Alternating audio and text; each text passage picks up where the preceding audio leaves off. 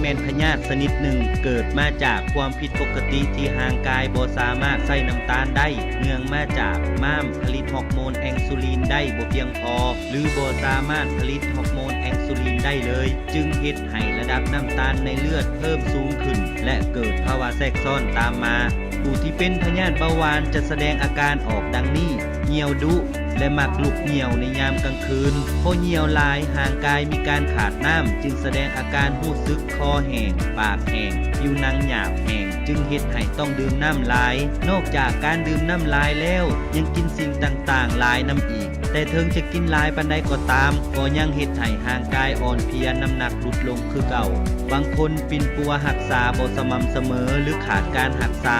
จะเฮ็ดให้ปลายประสาทเกิดการอักเสบมึนตามปลายตีนปลายมือและเกิดบาดแผลได้ง่ายอยู่บริเวณขาหากบาดแผลเกิดขึ้นเมื่อใดก็จะเฮ็ดให้บาดแผลนั้นนานหายเศร้าอาจก้าวเข้าสู่ภาวะซึมเสื่อจนถึงขั้นต้องได้ผ่าตัดหรือสูญเสียขาไปเลยพยาธิเบาหวานมีอยู่4ชนิดในสาระหน้าหู้3นาทีมีความสุขมื้อนี้พวกเขาจะขอนำเสนอเกี่ยวกับพยาธิเบาหวาน2ชนิดคือพยาธิเบาหวานชนิดที่1และพยาธิเบาหวานชนิดที่2พยาธิเบาหวานชนิดที่1เกิดในเด็กน้อยจนถึงผู้ใหญ่ผู้ที่เป็นพยาธิเบาหวานชนิดนี้จะมีร่างกายจอยผอมเกิดมาจากม้ามผลิตฮอร์โมนอินซูลินบ่ได้และบ่สามารถปิ่นปัวโดยการกินยา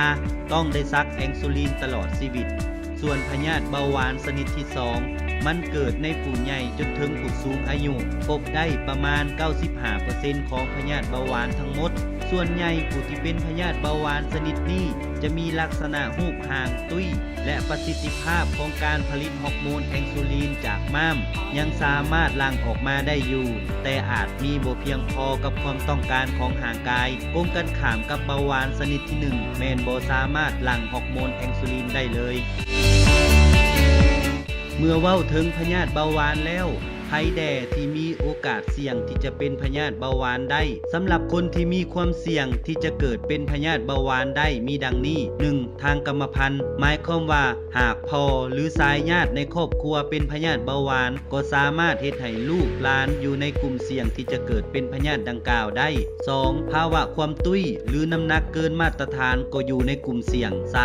ภาวะความดันเลือดสูง 4. ภาวะที่มีธาตุไขมันในเลือดสูง 5. ผู้หญิงถือผ้าหมายความว่าผู้หญิงคนนั้นถือผ้าหลายครั้งก็สามารถเฮ็ดให้เกิดเป็นพยาธิเบาหวานได้ 6. ความตึงเครียดสมทบกับขาดการออกกำลังกายก็มีส่วน 7. ผู้สูงอายุก็มีแนวโน้มพบได้เช่นเดียวกัน 8. การใช้ยาบางประเภทเฮ็ดให้เกิดเป็นพยาธิเบาหวานได้เช่นยาที่มีส่วนประกอบของสารสเตียรอยด์และอื่นๆสิ่งต่างๆที่กล่าวมาทั้งหมดนั้นก็บ่ได้หมายความว่าพวกเฮาอยู่ในกลุ่มเสี่ยงทั้งหมดหากพวกเฮาทุกคนรู้จักวิธีป้องกันแล้วก็สามารถเฮ็ดให้พวกเฮาบ่เป็นพยาธิเบาหวานได้วิธีป้องกันบ่ให้เป็นพยาธิเบาหวานหรือผู้ที่เป็นพยาธิเบาหวานแล้วก็ตามสามารถหลีกเลี่ยงพยาธิดังกล่าวได้ดังนี้ 1. ควบคุมอาหารจำพวกของมันลดผ่อนอาหารที่มีรสเค็มหรือรสหวานหลายเกินไป 2. หลีกเลี่ยงเครื่องดื่มมึนเมายาสูบกาแฟและอื่นๆ 3. ควรเน้นรับประทานอาหารที่มีกากใยสูงเช่นข้าวบ่คัดสีผักและหมากไม้ปลอดสารพิษ 4. สิ่งที่สำคัญควรหมั่นออกกำลังกายเป็นประจำและไปรับคำปรึกษาจากแพทย์หมอจะเฮ็ดให้มีความเสี่ยงเป็นพยาธิเบาหวานลดหน่อยลงด้วยความห่วงใยจากแผนกสาธารณสุขนครหลวงเวียงจันทน์